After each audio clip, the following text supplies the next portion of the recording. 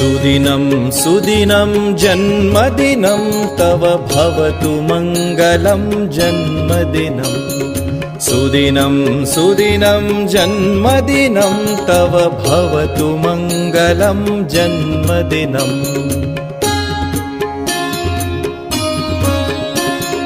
चिरञ्जीव कुरु पुण्यवर्धनं चिरञ्जीव कुरु कीर्तिवर्धनं चिरञ्जीव कुरु पुण्यवर्धनं चिरञ्जीव कुरु कीर्तिवर्धनं सुदिनं सुदिनं जन्मदिनं तव भवतु मङ्गलं जन्मदिनं